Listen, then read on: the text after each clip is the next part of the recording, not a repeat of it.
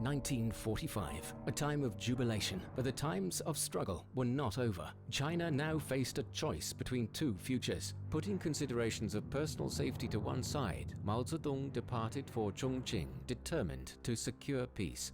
In June 1946, Chiang Kai-shek brazenly tore up the Double Tenth Agreement and unleashed full-scale civil war. With a strength of 1.27 million, the PLA was vastly outnumbered by the 4.3 million KMT troops. Mao Zedong said, "All reactionaries are paper tigers." The PLA broke through the KMT's encirclement in the Central Plains, then won a series of campaigns in East China. The Northwest Field Army slogged through a bloody war of attrition, achieving 3 successive victories. Meanwhile, the East China Field Army launched the Menglianggu campaign, in which the 74th Reorganized Division was completely destroyed as a fighting force. Led by Mao Zedong, the CPC Central Committee and the PLA headquarters masterminded the nationwide campaign. On all the fronts, the PLA went onto a general strategic offensive footing. Mao Zedong later observed that this was the turning point. 20 years of Chiang Kai-shek misrule and a century of imperialist domination were coming to an end. Where the Kuomintang still held sway, patriotic students and Democrats formed a second front in the People's Liberation War. On September 12, 1948, the Liaoning Shenyang campaign began. In 52 days, a total of 472,000 enemy soldiers were neutralized.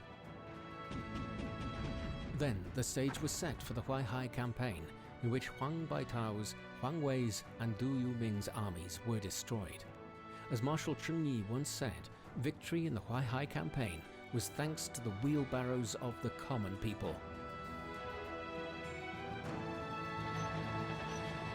Then, the PLA launched the Beiping-Tianjin campaign. After 29 hours of fighting, Tianjin was liberated.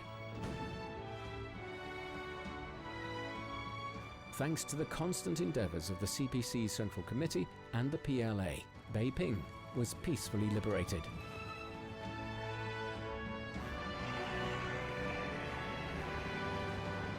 On February 3, 1949, the PLA held a victory parade in Beijing.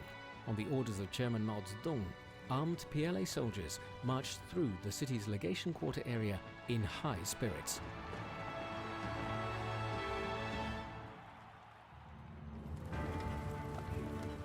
In the 3 major campaigns, the KMT suffered total losses of more than 1.54 million men. Its main military forces, on which it relied to maintain its reactionary rule, had been largely destroyed. On April 21st, Mao Zedong and Zhu De issued the order to the army for the countrywide advance. Millions of PLA soldiers launched the Yangtze River crossing campaign.